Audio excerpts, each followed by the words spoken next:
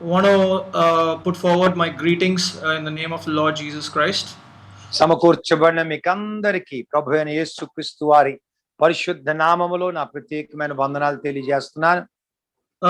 I would not want to waste much further time in any salutations, but I would like to go directly to the Word of God. మరి రాత్రి కాల సమయములో అవి ఇవి మాటలు కాక మరి దేవుని వాక్య ధ్యానములోనికి వెళ్ళిపోవాలని నేను ఆశిస్తున్నాను. I would sincerely urge you all to give me an attention of 30 to 35 minutes so that we can learn from God's word and what He has put in my heart this evening time. ఈ రాత్రి కాల సమయములో పరిశుద్ధ దేవుని సన్నిధానములో మనం సమకూర్చబడి ఉండగా దయచేసి ఒక 30 నిమిషాల సమయాన్ని మా పరిశుద్ధాత్మ దేవుడు చెప్పబోతున్న మాటలను వినడానికి శ్రద్ధ ఉంచాలని ప్రభు పేట కోరుచున్నాను. I know some of you are just listening through your earphones, or some of you are on the video. That is going to be irrelevant, but what I want from you is your attention. మరి మీరు video on చేసి కొంతమంది మరి year phone ద్వారా నానా రీతుల్లో మీరు ఏ రీతిగా దేవుని వాక్యాన్ని వింటున్నారో మరి అది ప్రాముఖ్యము కాదు, కానీ తప్పక మీ శ్రద్ధను మాత్రం పరిశుద్ధ దేవుని మాటలు యందు ఉంచాలని నేను మిమ్మల్ని కోరుకుంటున్నాను. Dear church, please keep in mind that the word of God is unchanging. It remains the same yesterday, today and forever. పరిశుద్ధ దేవుని వాక్యము దేవుని సంగమా నిన్న నేడు నిరంతరము ఒకే రీతిగా ఉన్న వాక్యమే ఉంది. And I was taking this time to understand what I really need to put forward in this devotional time, and I was just reminded recently in our church this Saturday we were practicing for our Sunday worship, and then God gave me an opportunity to take the fellowship during that time, during that devotional time. మరి గత ఈ దినము నాడు మీతో కూడా ఏమి పంచుకోవాలని నేను ప్రార్థిస్తూ దేవుని సన్నిధానంలో కనిపెడుతూ ఉండగా మరి గతించిన ఆదివారపు ఆరాధన కొరకు శనివారం మా స్థానిక సంఘములో మేము ప్రాక్టీస్ చేస్తూ ఉండగా ఆ వారి మధ్యలో మరి దేవుని యొక్క వాక్య ధ్యానాన్ని పంచుకుంటగా అదే మాటల్ని మీతో కూడా పంచుకోవాలని పరిశుద్ధాత్మ దేవుడు నా హృదయంలో ఉంచి ఉన్నాడు. So usually when we gather, we try to talk about, because we have some team called a service team, we have a worship team, media team and things like that. So all of us gather together. So we try to talk something about very relevant about how we can establish God's kingdom in a better way every week when we gather for service. మరి మేము సమకూర్చబడినప్పుడల్లా మరి ముఖ్యంగా శనివారం మరి media బృందం, మరి పరిచర్య బృందం, మరి ఆరాధించే బృందం అనే 3-4 రకములైన బృందం అంతా కూడా మేము కలుసుకున్నప్పుడు దేవుని వాక్యమును కూడా క్లుప్తంగా ధ్యానించడానికి మేము సమయాన్ని ప్రత్యేకపరుస్తూ ఉంటాం. So I've seen my title as a worship leader in the poster, so I thought why not discuss about worship today. మరి ముద్రించబడిన ప్రచురించబడిన పోస్టర్ లో వర్షిప్ లీడర్ గా నాకు బిరుదు ఇవ్వబడ్డది గనుక ఆరాధన గురించి మీతో మాట్లాడితే మంచిది అని నేను భావించుచున్నాను. And also I've seen anointed preacher and things like that. My dear friend, I'm just like you. I'm just a sinner in the sight of God. మరి ఇవ్వబడిన బిరుదులు బట్టి దేవునికి స్తోత్రాలు. మరి మనందరము సాధారణమైన వ్యక్తులమైనప్పటికీ కూడా దేవుడు మనల్ని వాడుకుంటున్నాడు. All right. So as we go through God's word, let's take this time to talk a little about worship. మరి ఆరాధన గురించి కొన్ని ప్రాముఖ్యమైన విషయాల్ని మనం కలిసి నేర్చుకుందామా? So I really want to emphasize on a biblical worship than what we usually have, an emotional worship. That's what we usually say. ఉద్రేకతతో కూడిన ఆరాధన కాక దైవిక ఆరాధన, దేవుని వాక్యానుసారమైన ఆరాధన గురించి మనం కొన్ని నిమిషాలు నేర్చుకుందాం. I'll be setting aside how we should not we get carried away with the music or with certain repeated sentences and things like that, but purely in a way that the Bible represents worship to an Almighty God. మరి కొన్నిసార్లు వాయిద్యముల యొక్క శబ్దమును బట్టి వివిధ రీతిలో మనుష్యుడు ఆకర్షించబడి ఆరాధించుచున్నప్పుడు ఆ ఒక రీతిగా వెళ్ళిపోతుంటాడు. కానీ దేవుని యొక్క వాక్యములో అది ఆరాధన గురించి ఏ రీతిగా చెప్పబడి ఉన్నదో ఆ అంశాలని క్లుప్తముగా మీకు జ్ఞాపకం చేయాలని నేను ఆశిస్తున్నాను. In this 30 minutes time, I want to try to show you four distinctive points what it means to be a worshipper in the spirit and in truth. ఆత్మతోను సత్యముతోను ఆరాధించుట అన్న వ్యక్తిలో ఉన్న 4 ప్రత్యేకమైన కోణముల్లో నుండి దేవుని వాక్యములో నుండి మీకు చూపించాలని నేను ఆశిస్తున్నాను.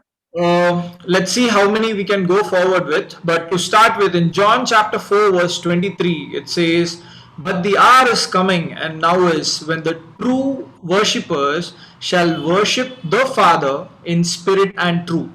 For the Father seeks such to worship him." In John chapter 4, verse 23. మరి యోహాను సువార్త 4వ అధ్యాయము 23వ వచనంలో మనం చూచినట్లయితే యేసుక్రీస్తు వారు చెబుతున్న మాటల్ని మనం అక్కడ చదువుతూ ఉన్నాం. యోహాను సువార్త 4వ అధ్యాయము 23వ వచనం. అయితే యథార్థముగా ఆరాధించువారు ఆత్మతోను సత్యముతోను తండ్రిని ఆరాధించు కాలము వచ్చుచున్నది, అది ఇప్పుడును వచ్చే ఉన్నది. తన్ను ఆరాధించువారు అట్టివారే కావాలని తండ్రి కోరుచున్నాడు. See, it's very clear in the word. It says we have to worship the Father in spirit and truth. A very important point that we have to keep in mind. తండ్రి అయిన దేవుని ఆత్మతోను సత్యముతోను ఆరాధించాలి అన్న మాటని చాలా స్పష్టంగా అక్కడ మనం చూస్తూ ఉన్నాం. The reason is because, very simple, the Father seeks such people to worship him. అటువంటి వారి పట్ల తండ్రి ఆశించుచున్నాడు అన్న మాటని మనం చాలా స్పష్టంగా నేర్చుకుంటున్నాం. See, unless there's a real passion for God, there is no worship in the spirit. యథార్థమైన ఆశ దేవుని ఆరాధించుట కొరకు లేనట్లయితే మనము ఆరాధించవలసిన రీతిలో ఆరాధించకుండా ఉంటాం. But at the same time, worship must be in truth, which means it has to be properly informed about what you're worshipping. సత్యముతో మనము ఆరాధించాలి అనగా మనము వివరణ కలిగిన వారుగా దేవుని ఆరాధించాలి. See, unless we have the knowledge of the God we worship, there is no worship in truth as well. మనము ఎవరినైతే ఆరాధిస్తున్నామో ఆ దేవుడి గురించిన జ్ఞానం మనకు లేనట్లయితే మనము ఆరాధించలేం. See, we should keep in mind that every believer or any follower of Christ is called to worship God their entire lives. ప్రతి క్రైస్తవుడు అనగా క్రీస్తు యేసు రక్తంలో కడగబడిన వారు మన జీవిత కాలం అంతా దేవుని మనము ఆరాధించవలసిన వారమే ఉన్నాం. In 1 Corinthians 6 verse 19 and 20, you can just turn over, but probably not have to read it, but it says, "God in his mercy has made every part of us and paid for every point of our sin." 1 Corinthians 6 and verse 19. You can just translate it. మొదటి కొరింథీయులకు రాసిన పత్రిక 6వ అధ్యాయం 19వ వచనములో మనం చూసినట్లయితే, మీ దేహము దేవుని వలన అనుగ్రహింపబడి మీలోనున్న పరిశుద్ధాత్మకు ఆలయమే ఉన్నదని మీరెరుగరా. It is God who has made every part of us. మన యొక్క ప్రతి శరీర అవయములను దేవుడే సృష్టించి ఉన్నాడు. And it is he, the Son, who has paid the price on the cross for our sins. మన యొక్క పాప విడుదల కొరకు కుమారుడైన దేవుడు తన్ను తాను రిక్తునిగా చేసుకొని తన ప్రాణమును అర్పించి ఉన్నాడు. We should see the fact that we were bought with a price. మనము విలువ పెట్టి కొనబడిన వారము అన్న సంగతిని మనం గ్రహించాలి. When we understand that part, we understand that we owe God everything. మనము విలువ పెట్టి కొనబడిన వారము అన్న విషయాన్ని ఎప్పుడైతే మనం గ్రహిస్తామో అప్పుడు తప్పక ఆ విలువిచ్చిన వ్యక్తికి మన సమస్తమును మనం ఇవ్వడానికి వీలవుతుంది.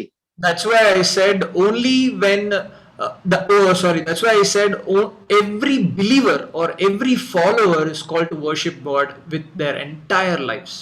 ఆ కారణమును బట్టి నేను ఇందాక జ్ఞాపకం చేసిన ప్రకారంగా క్రీస్తు యేసు రక్తములో కడగబడిన ప్రతి వ్యక్తి కూడా మన జీవిత కాలం అంతయు మనము ఆయన ఆరాధించవలసిన వారమే ఉన్నాం. I want to tell you a short story, a true story about a person called Sanctus. Santis. San- Santis అనే ఒక వ్యక్తి గురించి నేను మొట్టమొదటిగా మీకు యథార్థమైనగా జరిగిన సంఘటనని జ్ఞాపకం చేయాలని నేను ఆశిస్తున్నాను. so this was actually written in the documentary of Eusebius, who was a Christian philosopher. Eusebius అనే క్రైస్తవ వేదాంతి రాసిన ఒక కథ. And this goes back all the way to the early church. మరి ఆది సంఘములో జరిగిన ఒక సందర్భాన్ని అతడు జ్ఞాపకం చేసి ఉన్నాడు. So this person called Sanctus was a deacon in Vienna.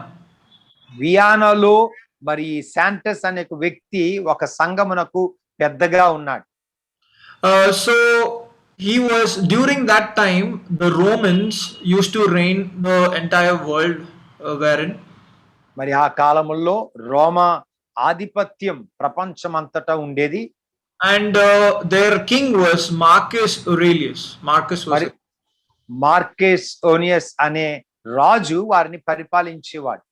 okay. So the thing, what happened to Sanctus was, sorry, during that time, the Christian, so-called Christian, it was very illegal to be a Christian in that time. మరి ఆ యొక్క దినముల్లో క్రైస్తవుడుగా అనిపించుకోవడం లేక క్రైస్తవుడిగా జీవించడం చట్టరీతిగా వ్యతిరేకముగా లేక విరోధముగా ఉండేది. People used to be called a Christian just to be demeaned, to be brought down or made low. మరి క్రైస్తవుడు అంటే కించపరిచిన వ్యక్తి, హీనపరచబడిన వ్యక్తిగా ప్రజలు ఆ దినాల్లో చూస్తూ ఉండేవారు. That was the term given. That's why they used to call it as Christian. Christian అనే మాటని ఎవరిని పిలిచారంటే తక్కువ స్థాయిలో ఉన్న వారిని క్రైస్తవుడు అని పిలిచేవారు. So this person was brought before the king, మరి ఈ యొక్క వ్యక్తి రాజుగారి యొక్క సముఖములోనికి తేబడ్డాడు. and he was asked to withdraw his faith from following Christ.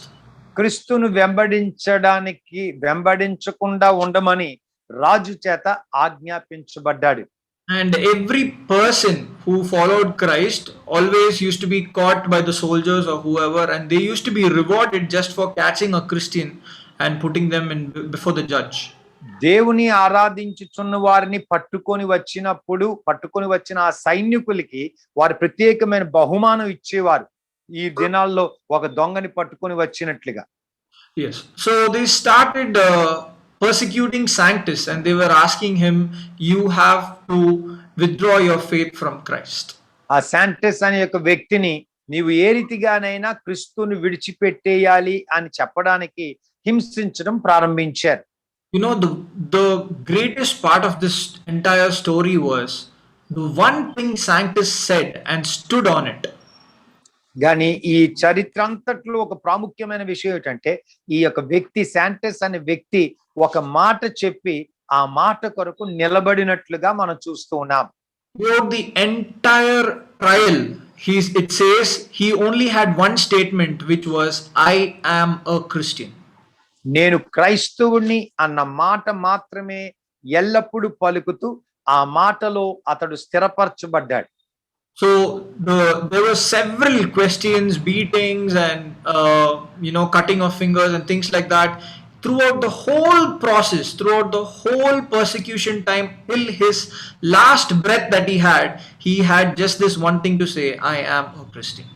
మరి నేను క్రైస్తవుని అని చెప్పుతున్నప్పుడు ఎల్లా రాజు సముఖములో అతన్ని హింసించారు, అతన్ని కొట్టారు, వేళ్ళు నరికివేశారు, చాలా రీతుల్లో హింసించారు. అయినప్పటికీ కూడా తన ప్రాణము పోయినంత వరకు కూడా నేను క్రైస్తవుణ్ణి అని సాక్షించడానికి ఈ వ్యక్తి యవనస్తుడు సిద్ధపడ్డాడు. Remember, being a Christian is always directly inviting persecution. ఆ దినముల్లో క్రైస్తవుణ్ణి అని చెప్పుకోవడం హింసను ఆహ్వానించడం. And it's not just then, it's even now, even today.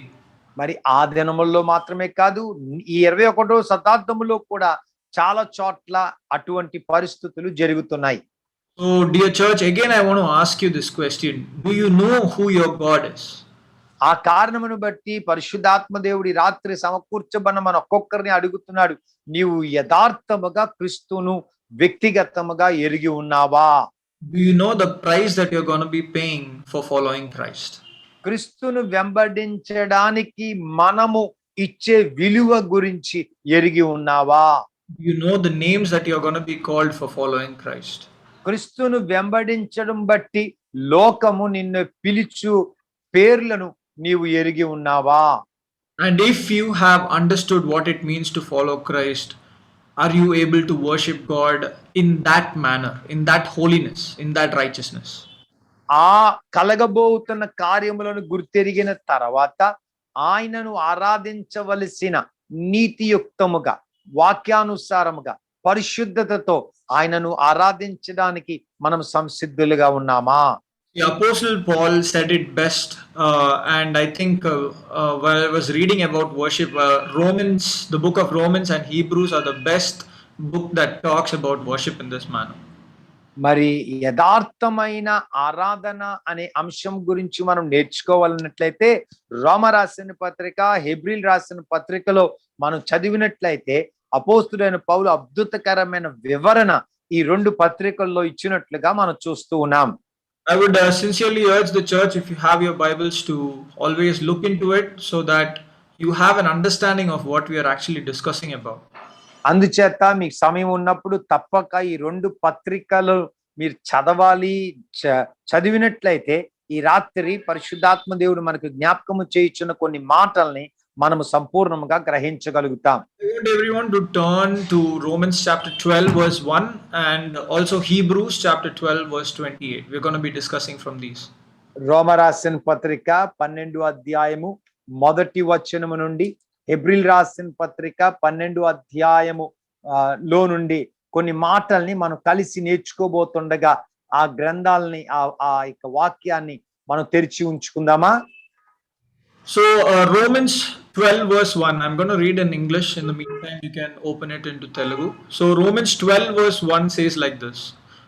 రోమ రాసిన పత్రిక 12వ అధ్యాయము మొదటి వచనాన్ని చదవబోతూ ఉండగా బైబిల్ ఉన్న వారందరూ తెరిచి చూడాలని ప్రభు పేరట కోరుచున్నాం. Therefore I urge you, brothers and sisters, in the view of God's mercy, to offer your bodies as a living sacrifice, holy and pleasing to God. This is your true and proper worship. Let them be a living and holy sacrifice, the kind he will find acceptable. This is truly the way to worship him. కాబట్టి సహోదరి సహోదరులారా, పరిశుద్ధమును దేవునికి అనుకూలమునైన సజీవ యాగముగా మీ శరీరములను ఆయనకు సమర్పించుకొనుడని దేవుని వాత్సల్యమును బట్టి మిమ్మును బ్రతుమాలుకొనుచున్నాను.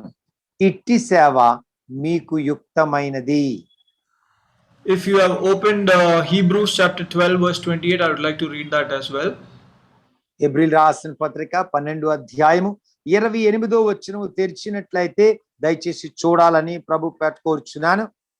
Therefore, since we are receiving a kingdom that cannot be shaken, let us be thankful and so worship God acceptably with reverence and awe.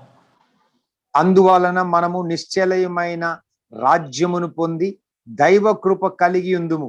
ఆ కృప కలిగి వినయ భయభక్తులతో దేవునికి ప్రీతికరమైన సేవ చేయుదుము. ఏలయనగా దేవుడు దహించు అగ్ని అయి ఉన్నాడు. See, if you have properly read the verses, it actually purely emphasizes on the spiritual part of worship.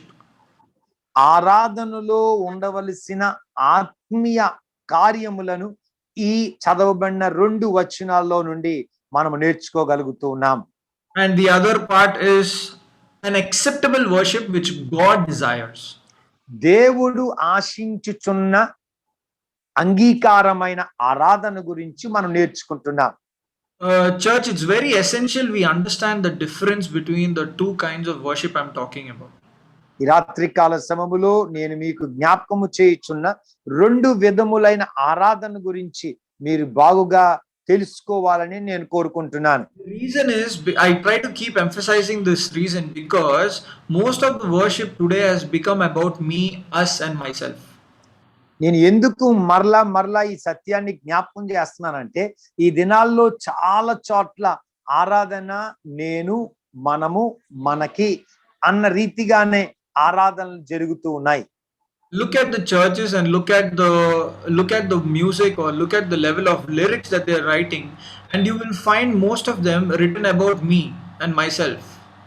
మరి ఈ దినముల్లో పాటలు పాడుచున్నవారు, పాటలు రాయిచున్నవారు గురించి మనం చూచినట్లయితే నా గురించి, మన గురించి, మన స్వార్థపరమైన కార్యముల గురించి ఎక్కువగా మనం వింటున్నాం. But if you look at Romans, it is saying, offer your bodies as a living sacrifice, holy and pleasing to God. This is your true and proper worship. అయితే రోమరాసిన పత్రిక 12వ అధ్యాయములో మనం చూసినట్లయితే పరిశుద్ధమును దేవునికి అనుకూలమునైన సజీవ యాగముగా మీ శరీరములను ఆయనకు సమర్పించుకొనుడిది, ఇట్టి సేవ మీకు యుక్తమైనది. See, it says it is a sacrificial way of worship. It is not something that we have to be glorified, but it is something that God has to be glorified in every part throughout that point of worship. సజీవ యాగముగా మనలను మనము దేవుని నామమును గణపరచగలిగిన ఆరాధనగా ఉండాలి గాని మన పేరు, మన ప్రఖ్యాతి, మనము చేయుచున్న ఆ మన కొరకు కలుగుతున్న మహిమ తెచ్చే రీతిగా మన ఆరాధన ఉండకూడదు. If you read Ephesians chapter 2, it says, because of God's mercy we have been brought, because of our faith in Christ Jesus, and by God's mercy we have been saved. ఎఫెసీ రాసిన పత్రిక 2వ అధ్యాయములో మనం చూచినట్లయితే ఆయన కృపను బట్టి, కనికరమును బట్టి మనము రక్షణ పొందుకొని ఉన్నాము. And Paul says, don't try to boast that you have done something, but it is God who has done something into your life. మనము రక్షణ పొందుకోవడం బట్టి మనము గర్వించడం కాదు గాని దేవుని యొక్క కృప మన జీవితాల పైన ఉంచి ఉన్నాడు గనుక మనము ఆయనను నమ్మాలి, లేక విశ్వసించాలి, ఆ రక్షణను మనం అనుభవించాలి. Right. So these are the 4 points that I want to put forward. The first one being, the worship has to be God focused. ఒకటి, దేవుని మీద కేంద్రీకరించబడిన ఆరాధనగా ఉండాలి. Secondly, it has to be total surrender. రెండోదిగా అది సంపూర్ణమైన సమర్పణతో కూడిన ఆరాధనగా ఉండాలి. Thirdly, it has to be a fearful worship. మూడోదిగా జీవము కలిగిన దేవుని యందు యథార్థమైన భయ భక్తులతో కూడిన ఆరాధన ఉండాలి. And finally, it has to be a grateful worship. నాలుగోదిగా కృతజ్ఞతాపూర్వకమైన ఆరాధనగా ఉండాలి. So what do I mean by a God-focused worship? దేవుని మీద కేంద్రీకరించబడిన ఆరాధన అంటే ఏమిటి? So I want to turn your attention to Romans chapter 11 verse 36. రోమరాసిన పత్రిక 11వ అధ్యాయము 36వ వచనం ఒకసారి చూద్దామా? So it says like this, for from him and through him and for him are all things, to him be the glory forever. ఆయన మూలమునను, ఆయన ద్వారను, ఆయన నిమిత్తమును సమస్తమును కలిగి ఉన్నవి, యుగములు వరకు ఆయనకు మహిమ కలుగును గాక. Can you see that word him all throughout that sentence? It always begins with God. ఆయన, ఆయన, ఆయన అనే మాటని 4 పర్యాయములు ఆ వచనములో చూస్తున్నాం. అనగా దేవునికి ఇవ్వవలసిన మహిమ, దేవుని ద్వారా మనం పొందుకున్న రక్షణ అక్కడ చాలా ప్రత్యేకముగా వివరించబడి ఉంది. Respond in worship to what God has done for us, not what we are trying to do for God. మన ఆరాధన ఎల్లప్పుడూ కూడా దేవుని యొద్ద నుండి మనం ఏది పొందుకున్నామో దాని మీద ఆధారపడి మనము ఆరాధించాలి గాని మనము దేవుని కొరకు ఏమి చేసి ఉన్నాము అన్నది కాదు. My friend, if you look at your life compared to the holiness of God, Romans chapter 3 verse 23 says, all have fallen short of the glory of God. We cannot come to his standard. రోమరాసిన పత్రిక 3వ అధ్యాయం 23వ వచనంలో చెప్పబడిన ప్రకారముగా మనమందరమును పాపము చేసి దేవుడు అనుగ్రహించు మహిమను కోల్పోయి ఉన్నాం. ఆ కారణమును బట్టి దేవుని యొక్క పరిశుద్ధతతో మనం పోల్చుకున్నట్లయితే మనమందరము కూడా పాపులమే ఉన్నాము. దేవుని యొక్క పరిశుద్ధతకు మనము చేరలేని వారుగా ఉన్నాం. I mean, because of this situation, see, we should understand that God, by His grace, has brought us, right? When He brought us by His grace, the song should be more about Him and less about us, isn't it?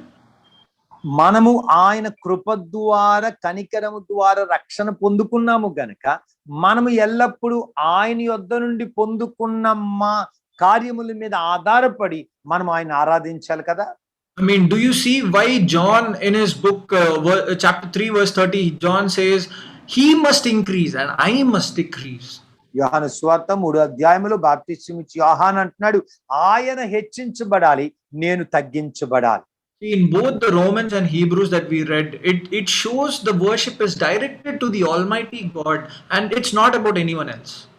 రోమ రాసిన పత్రిక 12వ అధ్యాయము, హెబ్రీయులు రాసిన పత్రిక 12వ అధ్యాయంలో మనం చూచినట్లయితే మనం ఆరాధన అంతయు కూడా మనలను రక్షించుకున్న ఆ దేవుని మీద ఆధారపడవలసి ఉన్నది. It's very essential we understand this, even if you are an experienced believer or a new believer in Christ.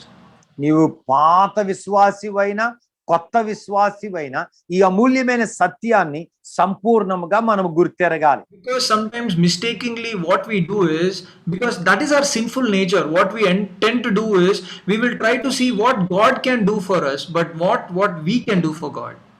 అనేక పర్యాయములు మన వ్యక్తిగత జీవితాల్లో ఏం జరుగుతుందంటే మనము దేవుని కొరకు ఏమి చేస్తాం అన్న ఆలోచన మనం కలిగి ఉంటాం, కానీ దేవుడు మన కొరకు ఏమి చేసి ఉన్నాడు అన్న సత్యాన్ని మనం మర్చిపోతూ ఉంటాం. That's very essential. If you look in the Bible, from the beginning of Genesis, from the beginning, from the story of Cain and from the people, during the period of Noah's time and the Tower of Babel. మరి ఆరాధన గురించి మనం ప్రత్యేకముగా గమనించినట్లయితే ఆ పరిశుద్ధ గ్రంథమైన Bible even ఆది కాండములో కూడా, లేకపోతే మొట్టమొదటి అధ్యాయముల్లో కూడా కయ్యను ఏబెలు దేవుని అర్పించడం, దాని తర్వాత బలి అర్పించడం, తర్వాత నోవహు దేవునికి బలి అర్పించడం, ఆ కార్యములన్నీ కూడా మనం చూచినట్లయితే ఆరాధనలో ఉండవలసిన ప్రత్యేకతలను మనం గమనించగలుగుతూ ఉన్నాం. I was trying to show the sinful nature of man and what he is trying to do for God and not the other way. So that's what I meant. Like Cain always had an evil intention since the beginning of when sin entered. And the people during the time of Noah, even they had an evil intention towards Noah.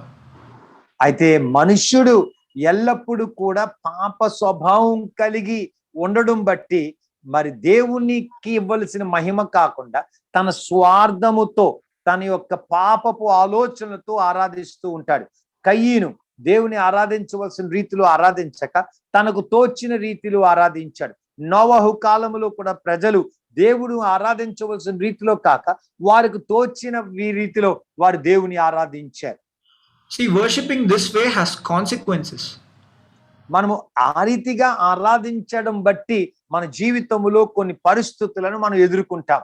When you want to worship only yourself, there will be consequence.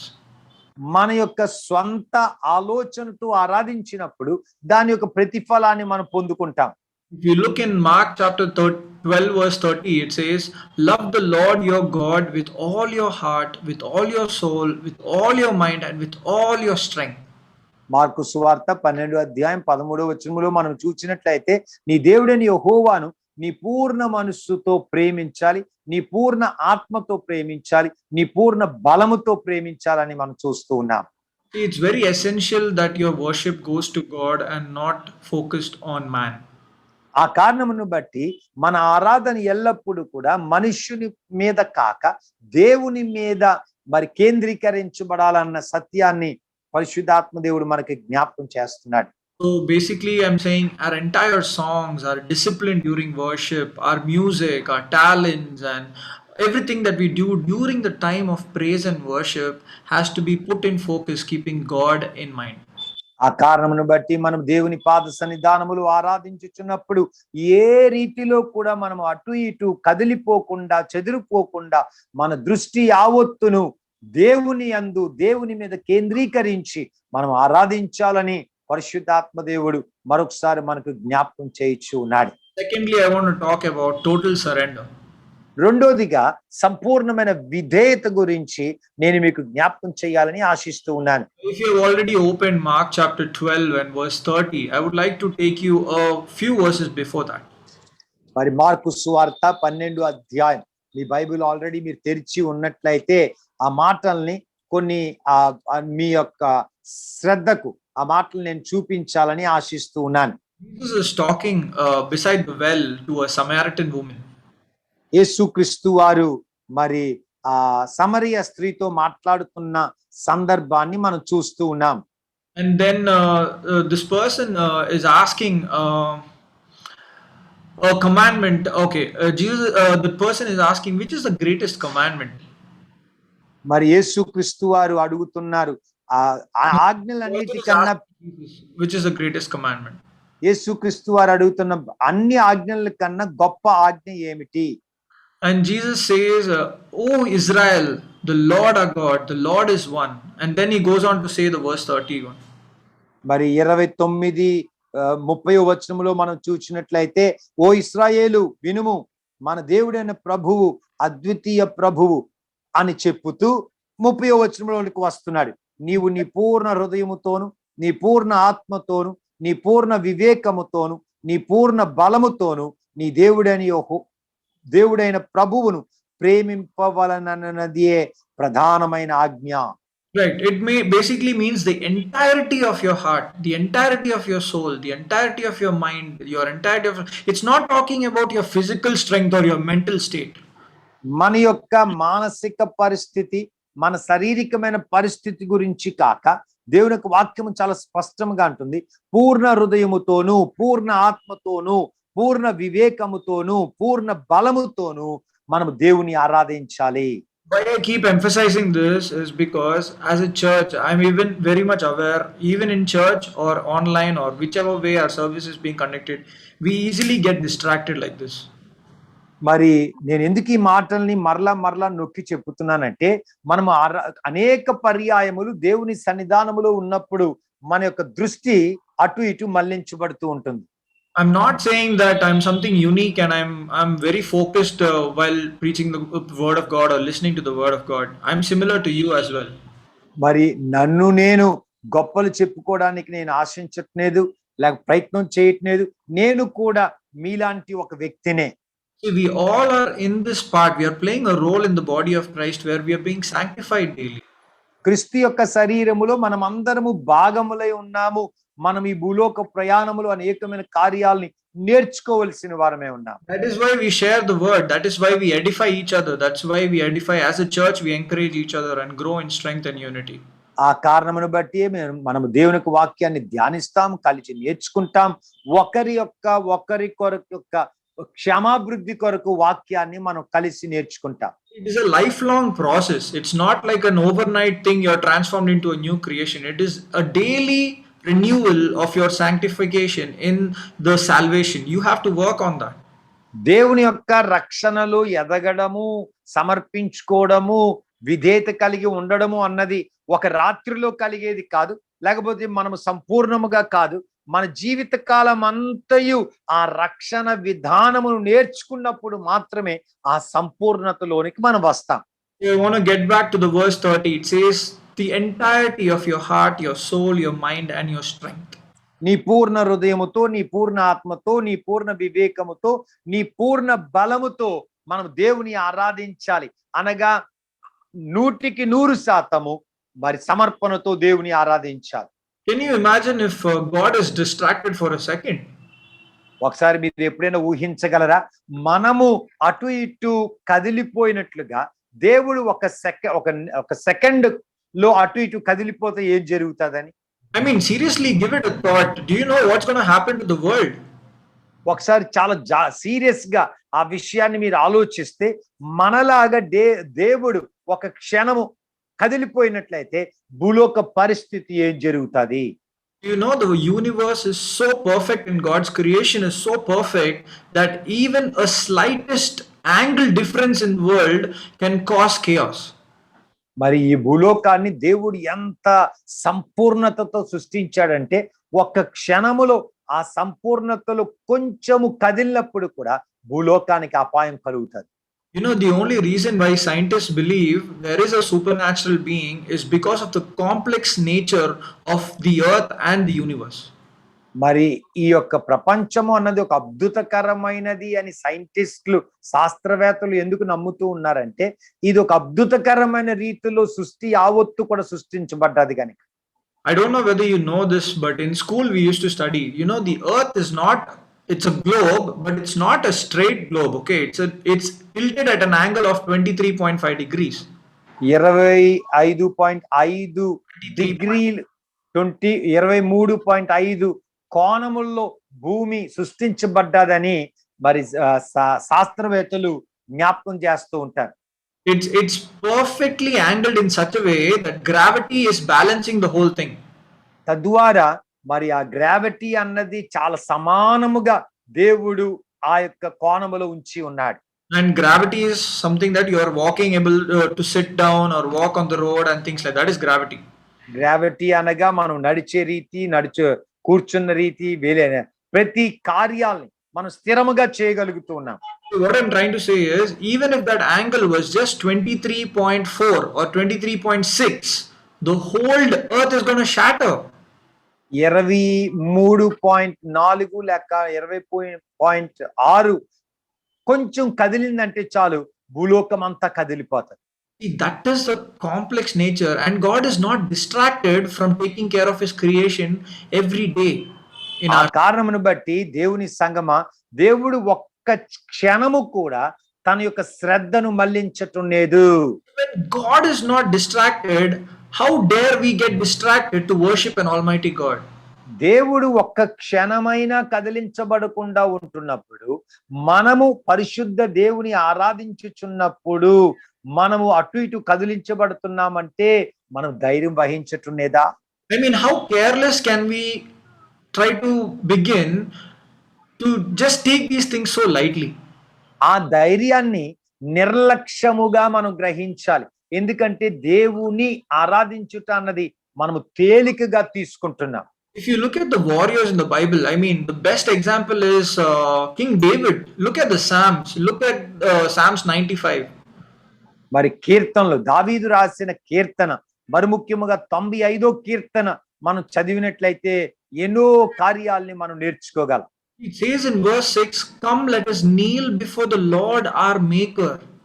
మన సృష్టికర్త అయిన దేవుని యొద్ద రండి మనము మోకాల్లో ఉందాం అంటున్నాడు దావీదు. See, they're asking to kneel. We need to understand, we need to recognize the worth of God, and only then we can come into complete submission into who we are worshipping. దేవుడు ఎటువంటి వాడు, ఆయన యోగ్యత ఏమిటి అన్న సంపూర్ణ జ్ఞానాన్ని మనం కలిగి ఉన్నప్పుడు మన ఏ రీతిగా ఆయన ఆరాధించాలో మనం తెలుసుకోగలుగుతాం. And that is what I was trying to mean by with all your heart, with all your soul, with all your mind, and with all your strength. ఆ కారణమును వివరించడానికే రెండోదిగా నేను మీకు జ్ఞాపకం చేస్తున్నాను, మీ పూర్ణ మనసుతో, మీ పూర్ణ ఆత్మతో, మీ పూర్ణ హృదయముతో, మీ పూర్ణ వివేకముతో, మీ పూర్ణ బలముతో దేవుని ఆరాధించాలి. If you're not thinking of God while singing or reading the Bible or praying, then I'm sorry, that's not the God of the Bible. మరి మనం ఆరాధించుచున్నప్పుడు మరి దేవుని గురించి ధ్యానించడం కాదు. See, it's very simple, all right. If your heart is not set on God in the first place, then you're actually not worshiping God. మనము దేవుని ఆరాధించుచుండగా మన హృదయము దేవుని పట్ల, దేవుని యందు లేనట్లయితే మనం దేవుని ఆరాధించలేము. Not just that, even when you're driving your car, even when you're working your job, even when you're studying for your education, I mean, I'm not talking about the concentration level, but I'm talking about where your heart must belong always. We have to serve God daily. మరి నేను చెప్పే రీతి ఏమిటంటే, మనం చేయించిన ప్రతి కార్యముల్లో, మన బండి నడుపుచున్నా, మనం చదువుతున్నా, మన వంట పనులు చేసుకుంటున్నా, ప్రతి సమయంలో మన హృదయము దేనిపై ఆనుకొని ఉన్నది. Let me give you a few more examples. ఒక చిన్న ఉదాహరణ చెప్పాలని ఆశిస్తున్నాను. In Philippians chapter 3 verse 19, if you say, it shows about how we think, and it has to be for God. How we think has to be for God. ఫిలిప్పీలు రాసిన పత్రిక 3:19 మనం చూచినట్లయితే దేవుని గురించిన ఆలోచన మనం ఏ రీతిగా కలిగి ఉండాలి. Ephesians chapter 4 verse 29 says about how we speak is for God. ఎఫెసీ రాసిన పత్రిక 4 అధ్యాయము 29వ వచనములో మనం చూచినట్లయితే దేవుని గురించి ఏ రీతిగా మనం మాట్లాడాలి. I'm sure you're trying to say that what we speak should be for God, not about అంటే God. మనం దాని అంతటి అర్థం ఏంటంటే మనము మాట్లాడుచు ఉండగా అది దేవుని గురించిన కార్యములై ఉండాలి. And First Timothy chapter 6 verse 17 says how we spend our money, how we enjoy the gift of God in our lives. It all has to be resembling God or for God. మరి Timothy రాసిన పత్రికలో కూడా మనం చూసినట్లయితే దేవుడు మనకు అనుగ్రహించిన సమయాన్ని, తలాంతులను, ధనాన్ని మనము ఏ రీతిగా ఉపయోగిస్తున్నాం అవన్నీ కూడా దేవుని కొరకే మనం ఉపయోగించవలసిన వారమే ఉన్నాం. Colossians 3:23 says how we work should be for God. కొలస్సీ రాసిన పత్రిక 3 అధ్యాయం 26వ వచనములో మనం ఏ పని చేసినప్పుడు కూడా దేవుని కొరకే మనం చెయ్యాలి. 1 Corinthians 10 verse 31 says how we eat and how we drink should be for God. మొదటి కొరింథీయులు రాసిన పత్రిక 10వ అధ్యాయములో మనం చూసినట్లయితే మనము ఏ ఆహారం తింటున్నా, ఏ పానీయం పుచ్చుకున్నా అది దేవుని కొరకే మనం చెయ్యాలి. Everything in this Bible, everything in the word of God is for God. It's not for us, it's for God. అనగా ఈ పరిశుద్ధ గ్రంథం బైబిల్లో చెప్పబడిన ప్రతి మాట కూడా మన కొరకే కాదు, దేవుని కొరకు, మనల్ని సృష్టించిన వాని కొరకు, మనల్ని రక్షించిన వాని కొరకే ఉండాలి. I mean, I can keep going on forever and ever, but I'm sure that the time is running off. So let me move quickly to the third point. మరి సమయం పరిగెడుతుంది గనుక రెండవ కార్యాన్ని వివరించడానికి సమయం లేదు గనుక నేను 3వ పాయింట్లోనికి వెళ్ళిపోవాలని ఆశిస్తున్నాను. We have to fearfully worship God. I want to keep this short. మనము భయము భక్తితో దేవుని ఆరాధించాలి. Some of the people we see in the Bible are like the major prophets like Isaiah and Jeremiah and all these people. పెద్ద ప్రవక్తులైన యెషయా, ఇర్మియా యొక్క జీవితంలో మనం చూచినట్లయితే వారు భయము భక్తితో దేవుని ఆరాధించారు. If you look at the prophecies that were written by Isaiah, he confesses of his sins and finds his worthlessness without God. యెషయా గ్రంథాన్ని మనం చదివినట్లయితే దేవుని యొక్క పరిశుద్ధతను యెషయా ప్రవక్త గమనించినప్పుడు అయ్యో నేను పాపిని, పాపపు పెదవులు కలిగిన వాడిని అని యెషయా ఒప్పుకుంటున్నట్లుగా మనం చూస్తూ ఉన్నాం. I mean, it's trying to point out to us how unclean we are before a holy and a spotless God. పరిశుద్ధత కలిగిన ఆ దేవుని సముఖములో మన జీవితము ఏమై ఉన్నది అన్న విషయాన్ని మనం జ్ఞాపకం చేసుకోగలుగుతున్నాం. See, I don't have to specially point out to where our life is and why I keep on saying sin and sin and sin. మరి నేను మరల పాపము అనే మాటని ఎందుకు చెప్తున్నానంటే మనం ఏమై ఉన్నాము అన్న విషయాన్ని మనం గుర్తెరగడానికి. See, only God knows your heart, your thoughts, and He knows it all more than your spouse or your partner or whoever it is. Even more closer than them, only God knows you. మీ జీవిత భాగస్వామి కన్నా మీకు అతి సమీపముగా ఉన్న వారందరికన్నా హృదయ రహస్యములు ఎరిగిన దేవుడు మీకు చాలా సమీపముగా ఉన్నాడు అన్న సంగతిని మరలా మనం జ్ఞాపకం చేసుకోవలసి ఉన్నాం. I want to remind about this issue because in today's church, recently I've come across some of the churches and someone whom I knew very well. They were a pastor of a church, but there was a lot of sexual understanding in his life as a pastor. మరి అనేకమైన కార్యాలు నేను జ్ఞాపకం చేయబడుతున్నాను కానీ ఒక ప్రాముఖ్యమైన విషయం నాకు బాగా తెలిసిన ఒక పాస్టర్ గారు జీవితంలో మరి తన యొక్క ఎప్పుడు కూడా శారీరకమైన ఆలోచనలు కలిగి ఉన్న వ్యక్తిగా ఉండేవాడు. So little did we know that every Sunday he used to preach in church and things like that, but actually it was a very second life he was living, just like we have come across Ravi Zacharias recently. మరి వెలుపటికి ఒక వేషము, లోన అనగా రహస్యమైన జీవితంలో ఇంకొక జీవితాన్ని కలిగి ఉన్న మరి సందర్భాల్ని మరి ఆ యొక్క సంఘ కాపరి కలిగి ఉన్నారు. I heard that even when some of the church people confronted him, like he was never taking it seriously, but he always repeated the sin over and over again. మరి తాను రహస్యముగా చేయుచున్న కార్యాలు బహిరంగ పరచబడినప్పుడు కొంతమంది మరి విశ్వాసులు ఆయనతో చెప్పినప్పటికీ కూడా దాన్ని పట్టించుకోకుండా తనకి ఇష్టం వచ్చినట్లుగా తన జీవిత విధానాన్ని అతడు మలుచుకున్నట్లుగా చూస్తున్నాం.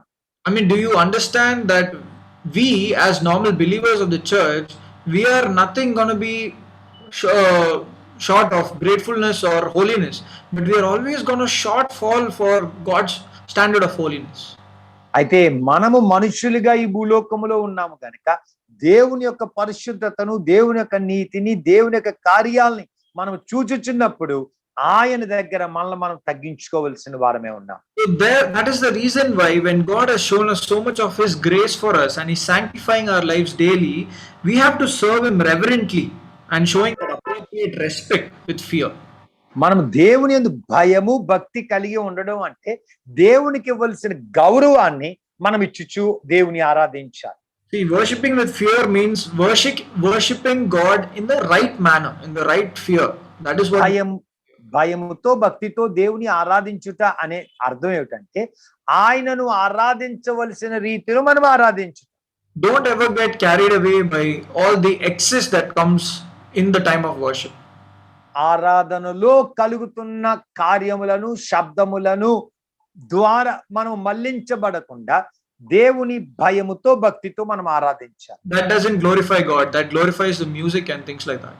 ఒకవేళ ఆరాధనలో జరుగుతున్న శబ్దములను బట్టి మనం ఆరాధించుచున్నట్లయితే ఆ శబ్దములకు, ఆ స్వరములకు మనము మహిమిస్తున్నాము గాని దేవునికి మహిమ ఇవ్వటంలేదు.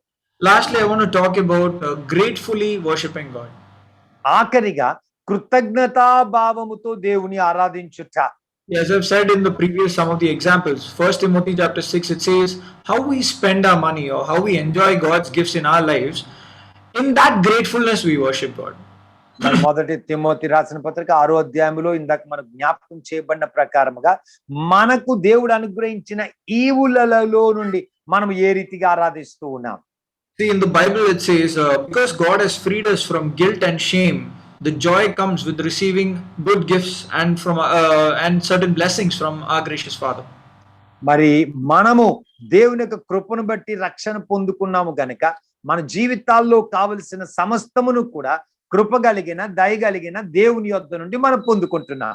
So we will see worship a sort of not as a job or something that we do every Sunday, but we will look at it as a joyful thing to worship God with so much of gratitude.